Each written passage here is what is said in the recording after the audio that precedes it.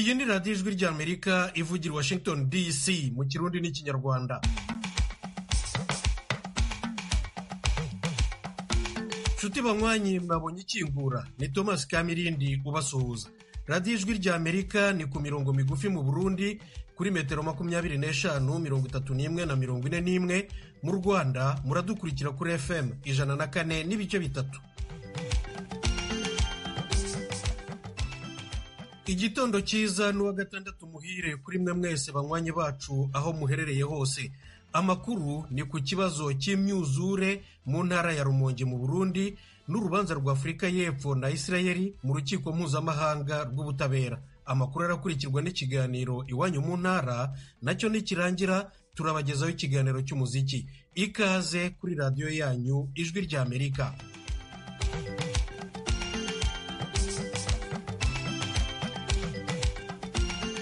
Amakuru mu Burundi, abaturage bo mu ntara ya Rumonge barajwe ishinga n'ikibazo cy'amazi ya Tanganyika ashobora kubabangamira. Koko rero ntasiba kwiyongera kubera imvura nyinshi. Ni inkuru tubaza Thierry Ndayishimiye ukorera i Kigali mu Rwanda.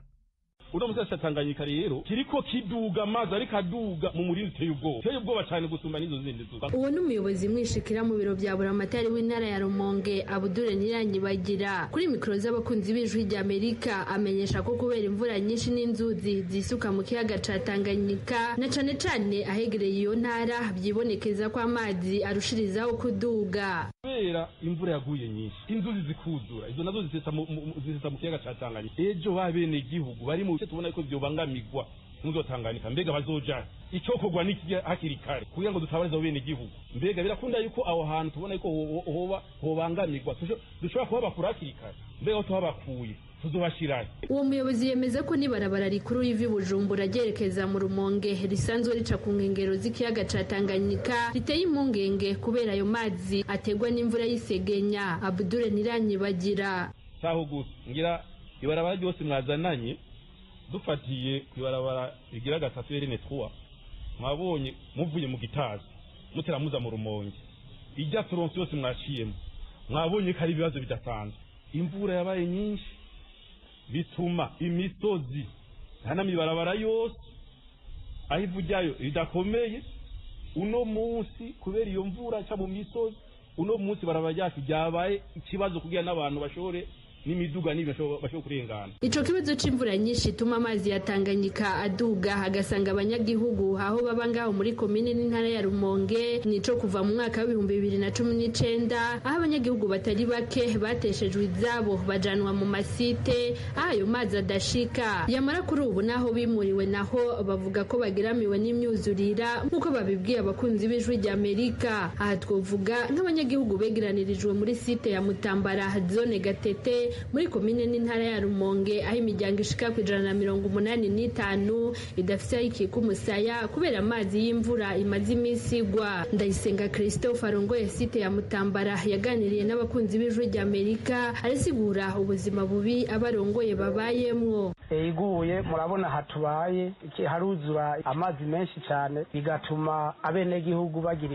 umutima udatekanye kubera yuko aha hantu atakundi bari bubigeze. Ndayisenga amenyesha kandi ko imiryango ishika kuri 80 muri abo basanzwe baba ku Mutambara imaze gusambirwa indaro mu kibano kuko bobo bari bamerewe nabi cyane. Byukuri abene gihugu ba hano hose sabashikiwe n'iki kibazo, sabatashikiriwe bose muri rusangi ntibafite umutima utekanye kubera yuko ntibobona umugenzi ari karaturatura waruzi yuko aje gutekana nawe ngo biboneke ko ushobora gusinzira. Basaba ko leta yorondera ahandi hatarashika amazi kugira ngo ubuzima bwabo buve mu kaga. Ko yabikoze n'ubu tugasaba yuko uko vyogenda kose yiruke n'umuvyeyi wa bose, kandi nizera ko yama yadutunganirije n'ubu bidofashe abene gihugu bari kuri uruhande ruri mu amazi baraba ukuntu bobashira ku rundi ruhande ruboneka neza. Abene gihugu boyicara bagatekana imitima igasubira hamwe. Abarongoye intara ya Rumonge bamenyesha ko hariko haratunganywa uburyo bwo kwimurira mu kindi kibanza abo banyagihugu bageramiwe n'imyuzure nk'uko babisabye. Nanone Abudure Nyiranyibagira umuyobozi mwishikira kwa buramatari w'intara ya Rumonge abo rero twayishikiyeyo duhereye kuri nyakuburamatari ntara za Rumonge yaciye yishikira kwirabira n'abadufasha barajayo n'umugujejwe kugwanya ivyiza mu ntara abo nyene barishikiyeyo twese tubona yuko bene kugira ngo tubafashe ni vyiza yuko tubimurira mu kandi gace harimo amahoro n'umutekano. Iyo ngingo rero twarayifashe kandi n'ahantu turamaze guhekana kandi uyeme yaremeye kuzoshita itanga uburyo ibubakire. Ntiranyibagira amenyesha kandi ku duce twinshi tugize intara ya Rumonge dushobora kugira ibibazo bivuye kwigurirana ry'amazi menshi kuko n'abene gihugu batashikiriwe bashobora gushikirwa ndetse n'amashuri n'ibindi bikononekara. Ni kuvuga abantu bose bari ku nkera Tanganyika abo bose ariko n'abantu bicaye ahantu bashobora kubanga umwari wo bose ico gice cyose igice kibangamiwe cyane saho gusa n'abene gihugu tuvuga yuko bari muri ya misozi hanamye yari barabara giwacu bari muri byo bice abo bose ni kuvuga yuko barabangamiwe saho gusa no ngaha musa Rumonge muri zone Rumonge nabo nyene tutibagiye inyubako ayo mashure ibiro inyubako za leta ziri mu bice bibangamiwe ni kuvuga yuko mu ncamake intara ya Rumonge ni intara ubona yuko mu minsi iri imbere ifite izogira ikibazo biturutse cyane kuri imvura nyinshi. Indongozi z'intara zamenyesheje ko zituye ikigo Obuha mu byo kijeje harimo gutunganya amabarabara kugira ngo bige ibintu byokogwa kugira ngo iyo myuzure n'ayo mazi y'umurengera bitoregwa inyishu ubutagisubira inyuma. Thierry Ndayishimiye, Ijwi ry'Amerika, Kigali. Ijwi ry'Amerika amakuru tuyakomereze Irahe mu Buholandi ku cyicaro cy'urukiko mpuzamahanga rw'ubutabera rwa Loni rwategetse ko Isirayeli ifata ingamba zose zishoboka zo gukumira jenoside muri Gaza ariko ntiruvuga ko Isirayeli irimo ihakora jenoside. Urukiko ICJ mu cyongereza mu magambo ahinnye rwakiriye kandi rusuzuma ikirego cya Afurika y'Epfo nk'uko rubivuga rumaze kubona ko abanyapalestina barengerwa n'amasezerano mpuzamahanga ubu yabaye itegeko mpuzamahanga akumira kandi ahana ibyaha bya jenoside. Rwategetse ibyemezo 6 by'inzibacyuho kubera ubwira bukenewe byo kurengera abanyapalestina mu ntara ya Gaza birimo ko Isirayeli igomba gukumira jenoside. Umunyamerikakazi John Donahue President w'urukiko rurimo abandi bacamanza 16 niwe wasomye imyanzuro yarwo. The court considers that with regard to the present situation urukiko rushingiye kuko ibintu byifasha ubu Isirayeli igomba kubahiriza inshingano zayo zikubiye mu masezerano mpuzamahanga kuri jenoside. Itegetswe gufata ingamba zose ziri mu bubasha bwayo kugira ngo ikumire ibyaha byose bya jenoside muri Gaza. Igomba kandi guhera kano kanya bidatinze ko abasirikare bayo badakora ibi byaha byose.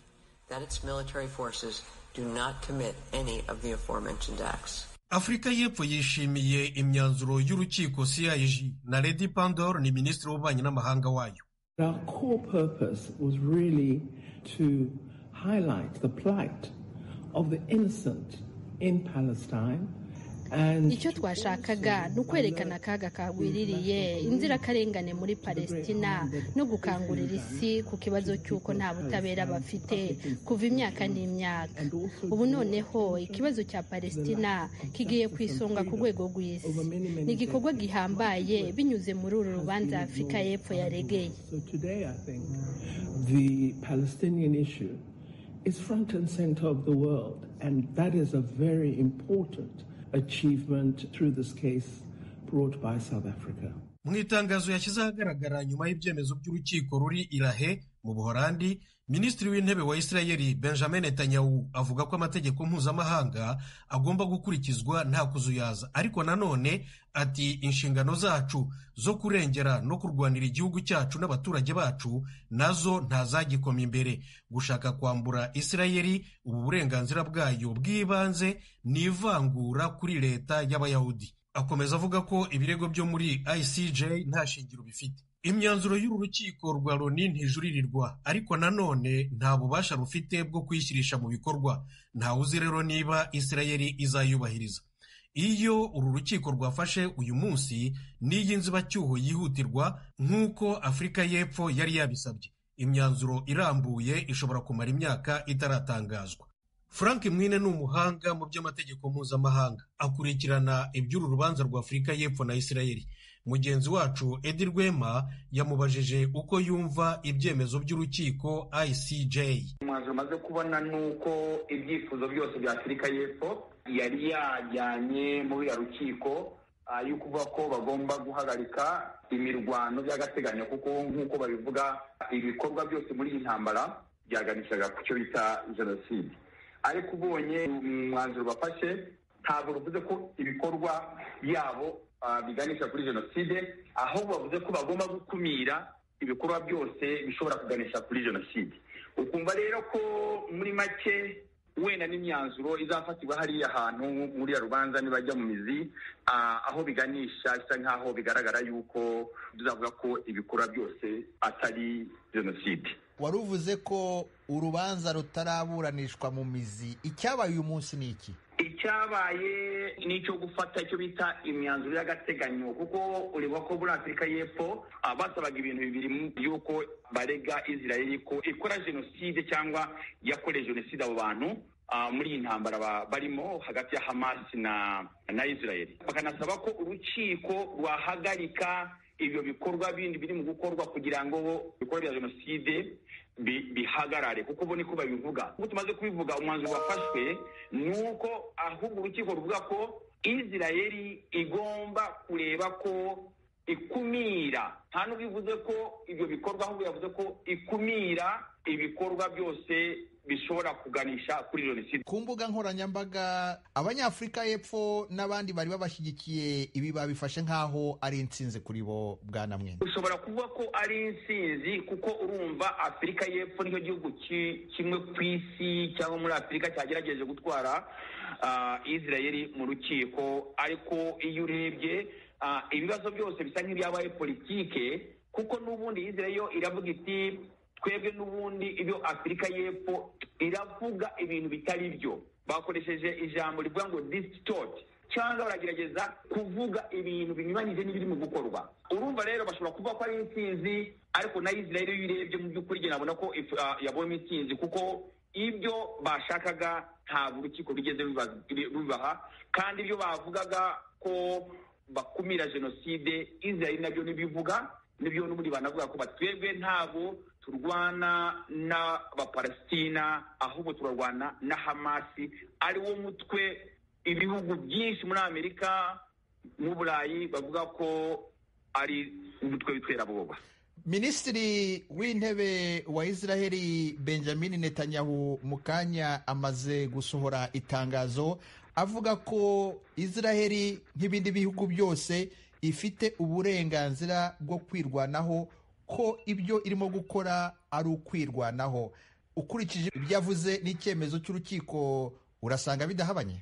Njye ntabwo mbibona ko bihabanye, kuko n'urukiko ntabwo rigeze ruvuga ko Israel ihagarika intambara byihutirwa, ahubwo yavuze ngo mugerage gukumira ibikorwa byose bya jenoside. Gukumira ntabwo ari guhagarika.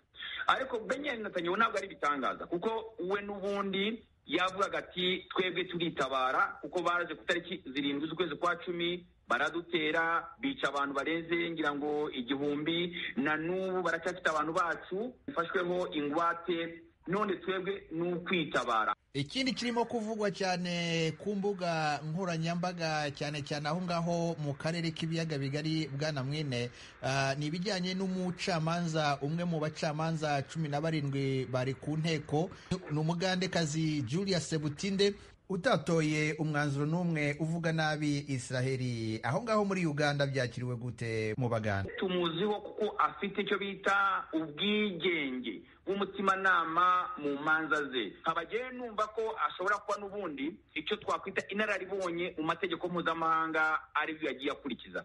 Mwine, urabona iyi myanzuro yafashwe n'uru rukiko hari amahirwe ifite ko ikurikizwa? Iyo urebye n'ubundi umwanzuro umaze gufatwa, kikwereka ko mu by'ukuri ntabwo bavuga ko ibikorwa ibyo ngibyo ari jenoside. Binavuga ko kuko iyo biza kuba ari jenoside bari kuvuga ko ibyo bihita bihagarikwa muri ako kanya. Frank Mwine, impuguke mu by'amategeko mpuzamahanga, tuvuganye uri Kampala muri Uganda. Ndagushimiye cyane kubwa kanya wahaye Ijwi ry'Amerika. Ndabashimiye Edi, mukomeze mugira amahoro. mukomeje kumva radiyo ijwi ry'Amerika ivugira Washington DC mu kirundi n'ikinyarwanda. Mudukurikire no kuri YouTube na Facebook kuri VOA radiyo yacu. Nyuma y'ayo makuru ni umwanya w'ikiganiro iwanyu mu ntara. Iwanyu mu ntara. Tuyagire mwisanzuye kwijwi ry'Amerika. Ni kuva kuwa mbere gushika kuwa gatanu, kuva isaha 7 gushika isaha 7:30 z'umutaga. Iwanyu mu ntara, iwanyu mu ntara, iwanyu mu ntara.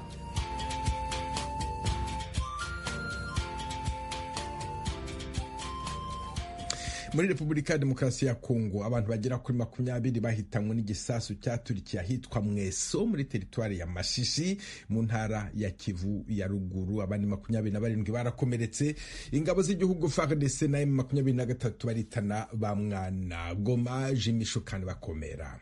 Amasoko yacu mu nzego za gisirikare n'iza societe civile yemeza ko intambara ikazejo yakomeje hagati y'inyeshyamba za M23 n'ingabo za leta n'imitwe zishyigikiye mu gace ka Mweso. Aha ni mu birometero birenga 20 uvuye mu mujyi muto wa Kicanga, agace muri iyi minsi kagenzurwa n'abarwanyi ba M23. Santere ya Mweso ni agace gatuwe n'abaturage 135. Umuturage wavuganye n'Ijwi ry'Amerika utashatse ku izina rye rimenyekana kubera impamvu z'umutekano we, avuga ko yari ahibereye ubw'icyo gisasu cyagwaga ku nzu. Iyi nzu yari iruhande rw'urusengero, yari yahungiwemwo n'abaturage baturutse mu bice bitandukanye bikikije Mweso batinya ko bahura n'amasasu. Igisasu kimwe gusa nicyo cyaguye kuri iyi nzu gihitana ubuzima bw'abasivile, nubwo amasoko atandukanye yemeza ko abantu babarirwa muri 20 bahitanywe nacyo. Uyu muturage wavuga ko umubare w'abapfuye ushobora kwiyongera kuko iperereza rigikomeje. Ibombe yaguye ahantu hari urusengero rw'abasepake, hitana abantu gusa ko bigoye kuguha imibare muri aka kanya, ariko abantu basize ubuzima mu mirwano, abaturage bagera kuri 20 bari kurenga.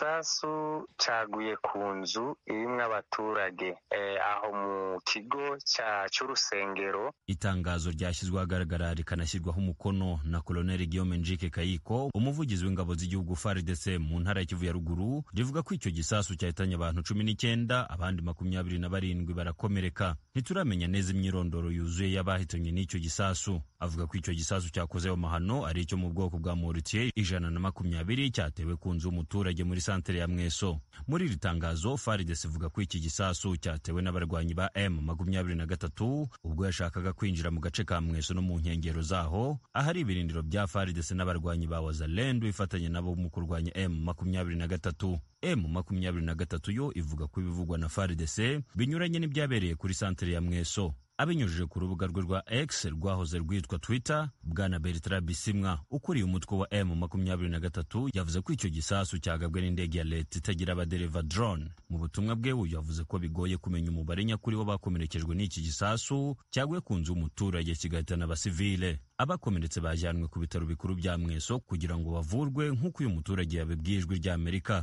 Kariti ibi bitaro biherereyemo igenzurwa n'imitwe ya Wazalendo hamwe n'ingabo za FARDC. Gusa kuri uyu muturage abakozwe n'iki gisasu bashobora kuba ari benshi cyane. Inkomere ziri kuza hano mu bitaro, abaganga barimo kuzikurikirana kuko nta mubare mwinshi washoboye gusohoka muri Mweso bitewe nuko byaje bitunguranye. Bamwe baturutse ruguru Vagicanga, abandi baturuka Fuva Gashuga. Aha ku bitaro inkomere ziri kwakirwa, abashoboye kuba bavuye mu mazu baraha mu bitaro bari gukurikiranwa n'abaganga. Uyu muturage avuga ko bigoye kumenya uyoboye santere ya Mweso hagati ya FARDC na M23. Avuga ko impande zombi zigabanya uduce tuhakikije. Ni umudugudu munini, igice kimwe giherera hepfo kirimo FARDC ahitwa Mbuhi, Bukama, winjira Nyanzare, ibindi bice byo ruguru M23, ariko muri santere ahantu hakorerwa ibikorwa by'ubucuruzi ntabwo turi kuhagera. Niho hafi hagwa icyo kibombe. Urumva ko abaturage twe tugifite ubwoba bwo kuba twamenya uri muri santere commercial nangwa hakorerwa ibikorwa by'ubucuruzi. Tobi Kahangu, umuyobozi wungirije wa societe civile muri groupe ya Mokoto, twavuganye nawe yahungiye mu ishyamba kubera gutinya imirwano. Ubu nta muturage wari wava mu nzu, nta muturage wari wava ahangaha ku bitaro, abari mu mazu umutekano mu masaha saa moya n'igice saa mbiri za hano amasasu yari agikomeje hano muri santere ya Mweso. Kuri ubu umutekano ntawo, abaturage benshi ntibarabona n'ibyo kurya kuko nta bufasha babona, imirwano igikomeje. Iyi mirwano yakomereje mu gace ka Mweso kari muri grupema ya Mukoto no mu bice bitandukanye bikikije umujyi muto wa Kicanga. Jimmy Shukrani Bakomera, Ijwi ry'Amerika, Igoma. Minisitiri w'ububanyi n'amahanga wa Leta Zunze Ubumwe za Amerika Anthony Blinken yashoje kuri wa kane urugendo yarimo mu bihugu bine bya Afurika i Rwanda. Yavuze ko yizeye ko Repubulika ya Demokarasi ya Kongo igiye kugira amahoro nyuma y'amatora. Toma Kamirindi. Blinken yaganiriye ikibazo cya Kongo na Perezida wa Angola Joao Lourenço. Yamushimiye ko abarwana n'abashyamiranye muri Kongo bamufitiye icyizere mu mirimo ye y'umuhuza wabo. Nyuma y'iyo nama, Blinken yabwiye abanyamakuru ko baganiriye ku ngamba zifatika zizatuma imishyikirano y'amahoro y'abanyekongo itera imbere. Minisitiri Blinken yatangaje kandi ko Leta Zunze Ubumwe za Amerika yakurikiraniye hafi, birimo gusangira amakuru y'ubutasi, amatora yo muri Kongo yabaye mu kwezi kwa 12 gushize. Ati ubu noneho ubwo arangiye, turemeza ko igihe kigeze kugira ngo diplomasi ifate iya mbere. Arasaba kwagura imishyikirano yatangiriye muri Angola no muri Kenya. Muri ibi byumweru bibiri bishize, Blinken yavuganye kuri telefone na Perezida wa Kongo Felix Tshisekedi, ahura kandi n'umukuru w'igihugu cy'u Rwanda Paul Kagame mu nama ngarukamwaka y'abayobozi b'ibihugu byo ku isi n'abashoramari bakomeye bita World Economic Forum i Davos mu Busuwisi. Guverinoma ya Kongo irega u Rwanda kuba inyuma ya M23, naho u Rwanda rurabihakana, ahubwo rukarega Kongo gushyigikira FDLR iri ku butaka bwayo. Angola nicyo gihugu Minisitiri Blinken yashorejemo urugendo rwe muri Afurika, rwabanje kumujyana muri Cap Vert, Cote d'Ivoire na Nigeria. Urakoze Toma Kamirindi. Mukomeje kumva radio y'Ijwi ry'Amerika ivugira i Washington DC mu Kirundi n'Ikinyarwanda.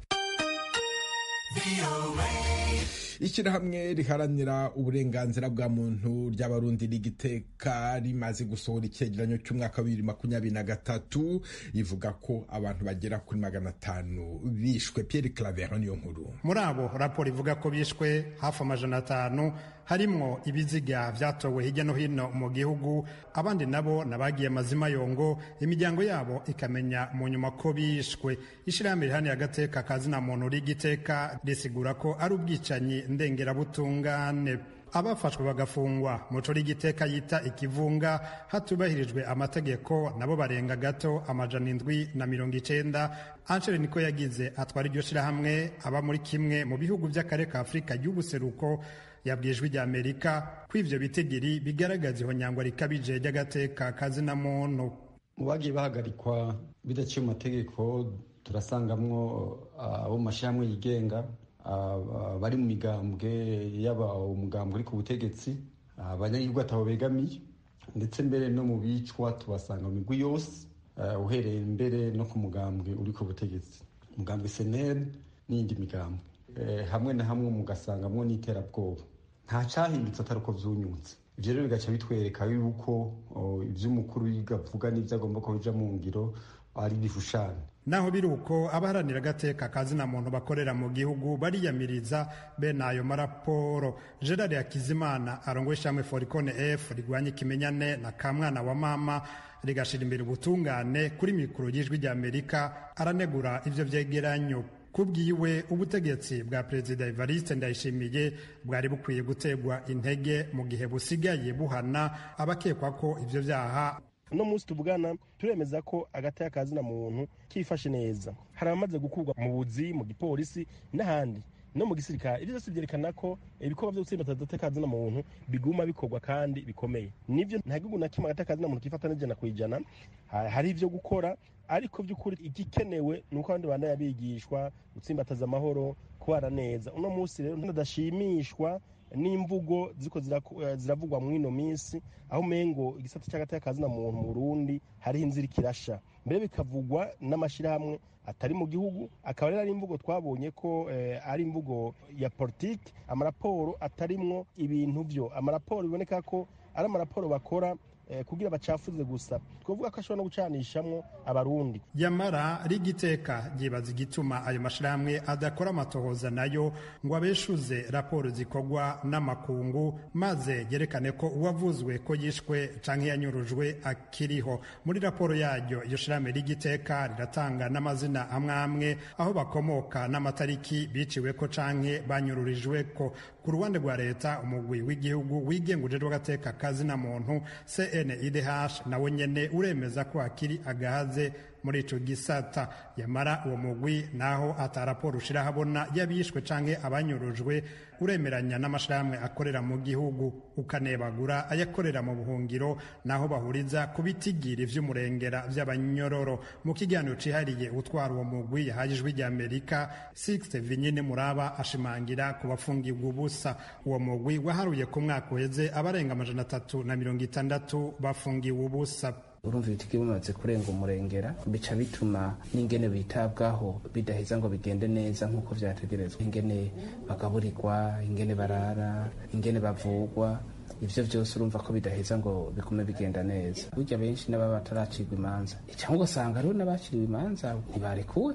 Inyamiramabi yomenya ko atokwihutira gufunga. Ico bikoze ishirahamwe ry'igiteka rihamagarira uwo mugwi guhaguruka rigakora akazi karyo ko gukebura leta kugira ngo yubahirize agateka ka kiremwa muntu. Yamara icizere kuri Anshere niko yagize gisigaye kurushi. Leta nta kindi tuyisaba nuko yokwisubira kwikamenya ko ifise ibwirizwa gukingira abanyagihugu bayo, ikareka gufatira abantu igata mu mvuto ibarenganije, kuko ibiriki yahunganyibanya n'ibikorwa vy'iterambere. Gushika ubu turavye imvugo isigaye ikoreshwa n'umukuru w'igihugu novuga yuko ikizere ni gito cane carasubiye inyuma. Turavye ko muri uwo mwaka w'2023 nta majambo y'ihumure menshi yavuze. Mu vyegeranyo bitandukanye vyasohowe na leta ya Amerika canke umugwi w'ishirahamwe mpuzamakungu ONU ku vyerekeye agateka kazina muntu mu Burundi, Departement ya Amerika n'abandi barisunga raporo z'iryo shirahamwe ry'igiteka ubu rikorera mu buhungiro kuva mu mwaka w'2015. Iri shirahamwe riboneraho akaryo ko gutera kamo ayo mareta n'abandi bafasha Burundi kuremera igihugu c'u Burundi kugira ngo cubahirize uburenganzira bwa kiremwa muntu. Nkuru ku bw'Ijwi ry'Amerika. Hano dusoreje ikiganiro iwanyu mu ntara. Mbashimwe mwese kuba mwaduteze amatwi, cyane cyane abadukurikira muri Ikainem mu Bubiligi. Dukomeje kandi gahunda yo gusigasira umuco karande n'ururimi gakondo. Dore umugani uyu munsi: uwiruka atega ubwira n'umwirukanye. Umunsi mwiza. Mwari kumwe na Venuste Nshimiyimana.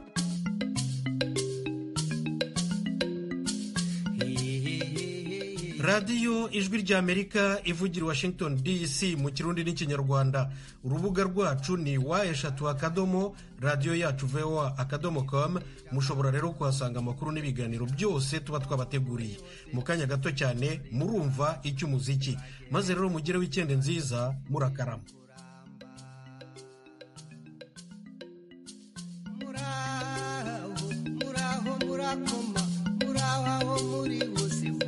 Twumva amakuru kuri radiyo yacu Ijwi ry'Amerika, Ijwi ry'Amerika.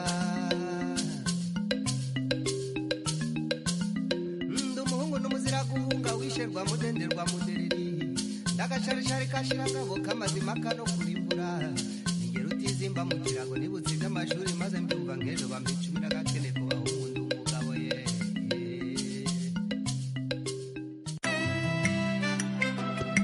It's an MP record. Dr. Mash Production. Holy Seven, your smile. Nasikiliza sauti ya Amerika. Tusikilize sauti ya Amerika. Ielewe, ielewe. Nasikiliza sauti ya Amerika. Tusikilize